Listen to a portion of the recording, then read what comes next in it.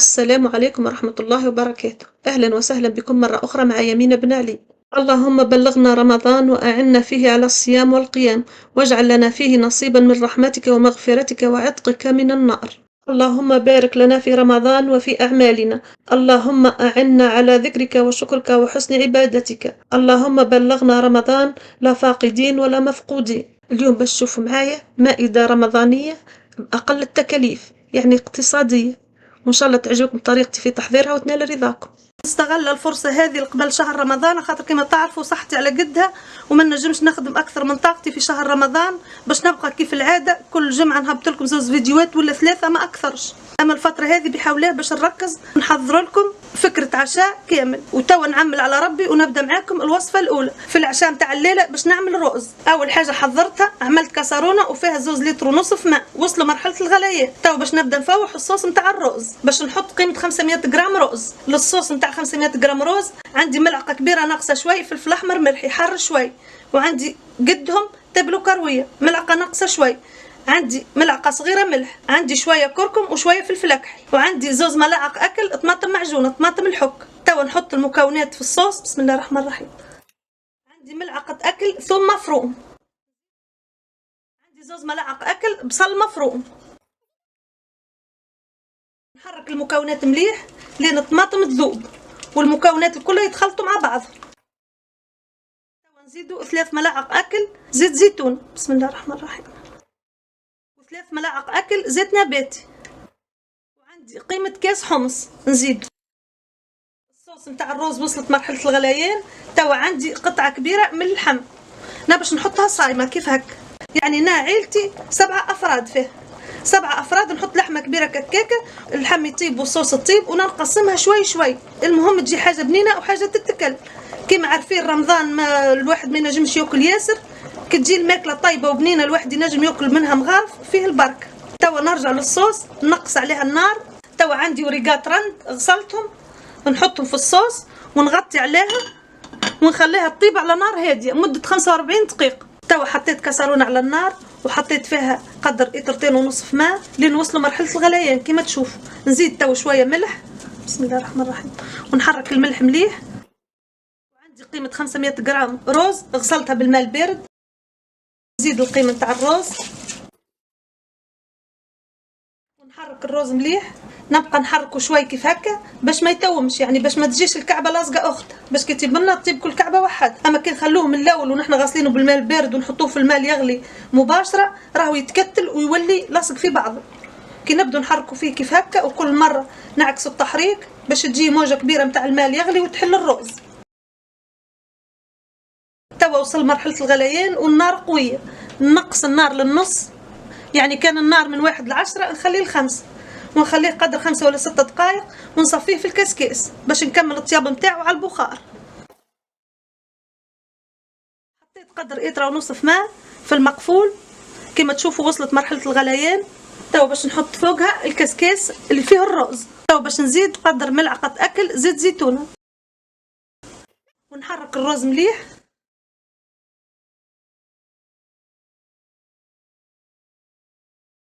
وعلى فكرة راني كي صفيته وخليته على الأقل 3 ولا 4 دقائق يستقطر، ما خليتش فيه حتى قطرة ماء.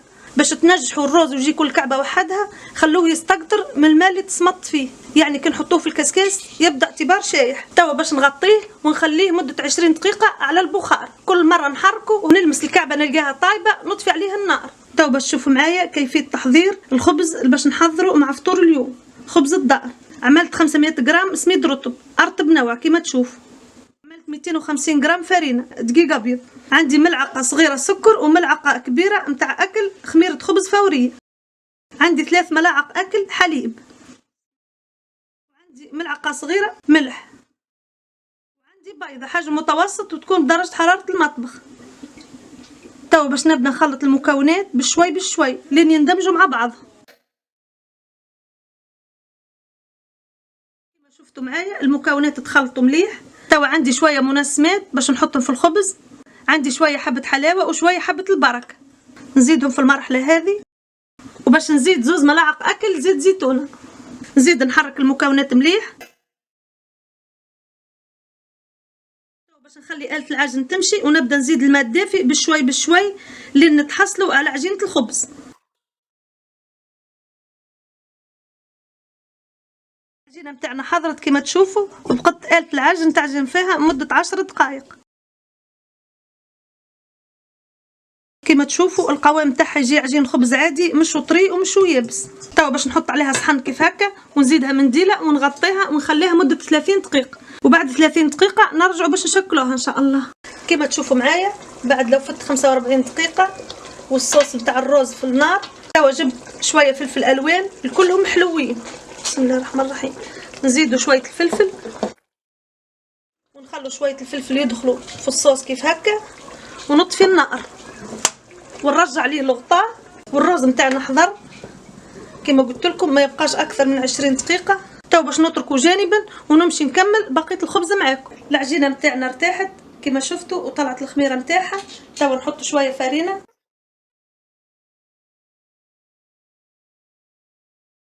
نحرك العجينه شويه كيف هكا.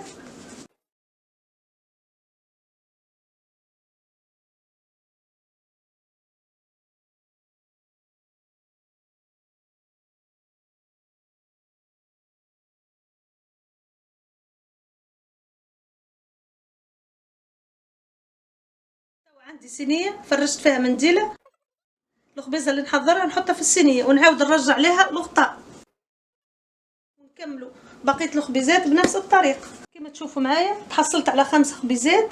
تو باش نغطيهم ونخليها 3 ولا 4 دقائق للعجينه ترتاح شوي باش كي نحلها بالقلقال ما تعبنيش وتعطيني الطوع. تو باش نركبوا مع بعضنا الشوربه حطيت 3 لترات ونصف ماء في كاسرونه ووصلوا مرحله الغليان كما تشوف. وتو باش تشوفوا معايا باش تنفوح الشوربه عندي قيمه ملعقه ونصف طماطم الحك، طماطم كونسونطري، وعندي ملعقه ناقصه شويه تبلو كرويه وشويه فلفل اكحل، وملعقه ناقصه شوي نتاع اكل فلفل احمر ملح. نزيد ندور لكم كيف هكا باش تشوفوا. وعندي شويه كركم وشويه ملح. نزيد الفحيت فوق الماء يغلي. بسم الله الرحمن الرحيم. وعندي قيمه 2 ملاعق اكل بصل مقصوص رقيق. وعندي قبطه صغيره كرافس ولا 2 ضلوع كبار. انا عندي اليوم كرافس الضلعه، ما عنديش شكل كرافس الورق، قصيتها رقيقه ثاني نزيدوها. وعندي ملعقه اكل ثوم مفروم. عندي كاس ناقص شوي حمص منفخ. تو نحرك المكونات الكل مليح. تو باش نزيد قيمه 3 ملاعق اكل زيت نباتي، ونفس القيمه زيت زيتونه. كما تشوفوا معايا المرق قاعد يغلي. تو باش نزيد نحط فيه صحفه صغيره نتاع شعير، يمكن قدر كاس، هذا شعير مرمز. ونحرك مليح. عندي ورقات رند، انا ديما نحب ريحه الرند في الشرب. كما شفتوني بعد لا حطيت ورقات الرند ونقصت عليها النار، تبقى على نار هاديه مده 20 دقيقه. وبعد 20 دقيقه بحول الله نرجعوا نكملوا بقيه الشرب. وتو نمشي معاكم نكملوا بقيه الخبز. رشيت شويه فرينه في طاوله العمل ونجيب قطيع نتاع خبز نزيد نرش فوقها شويه كيف هكا، ما نكثروش، ونحل الخبيزه ولا الكسيره بشوي بشوي.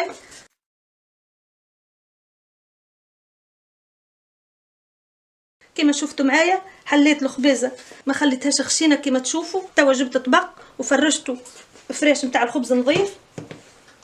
نحط توا الخبيزه كيف هكا كما شفتوني ونعاود نغطيها. ديما خبزنا يبدا مغطي كيف هكا، ونكمل بقيه الخبيزات كلها بنفس الطريقه.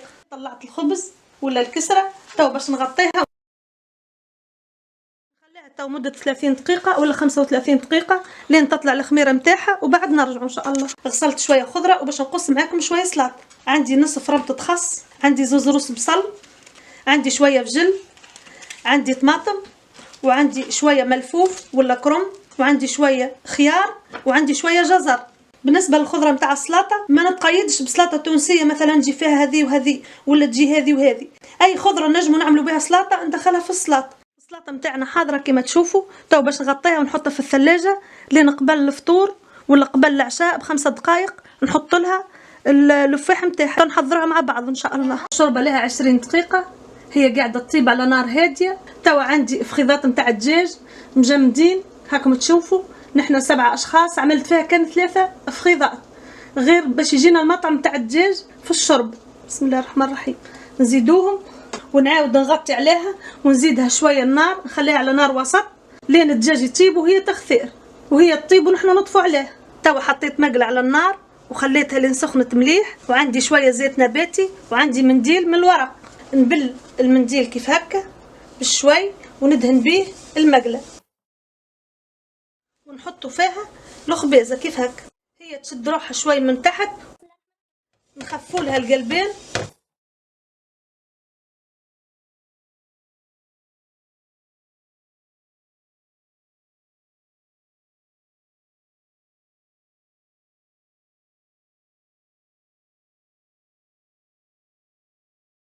بشوي، نحركها كيف هكا وديما نخفوا لها القلبين باش تجي لون واحد وما تتحرقش وتجينا من وسط طايبه.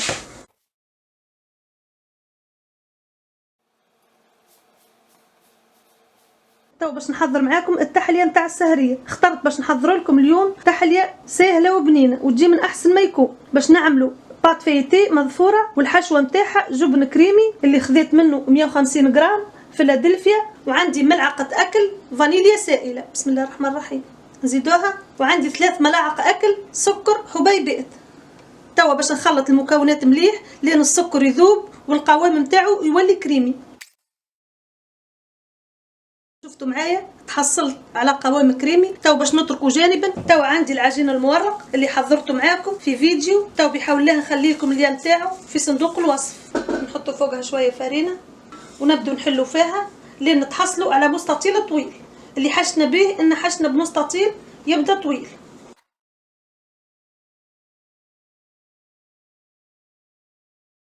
كما تشوفوا معايا حطيت البات فيتي ولا العجين المورق في الطبق باش ندخله للفرن. توا نقيس مثلا نخلي 10 سنتي في الوسط ونزيد نعمل 8.5 منه و8.5 منه.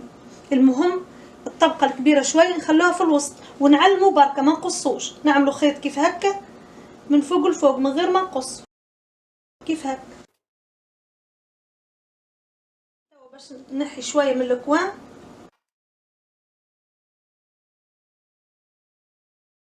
نحتوي القطاع هذه في الاطرف.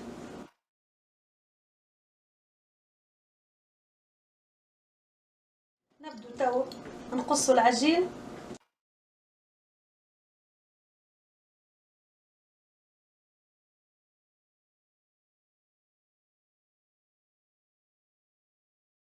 بعد قصيت العجينه على الجنب كيف هكا والاخرى ثانيه كيف قصيت على جنب وخليت المكان الوسطاني فارغ.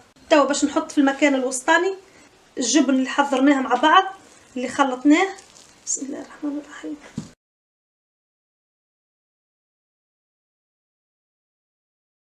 توا عندي شويه لوز مبروش باش نحط شويه فوق الجبن.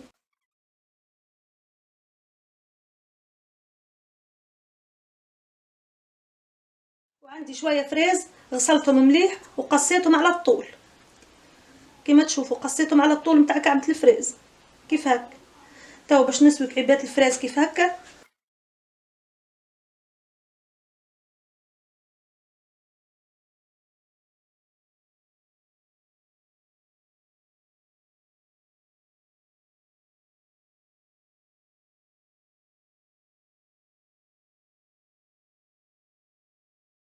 كما تشوفوا معايا كملت كعبات الفريز حطيتهم من الوسط. توا باش نبدا نسكر الضفيره نتاعنا كما هكا، نرجعوا البلاصه قصينا الاجناب نتاعها نرجعوها ونسكروا عليها كيف هكا.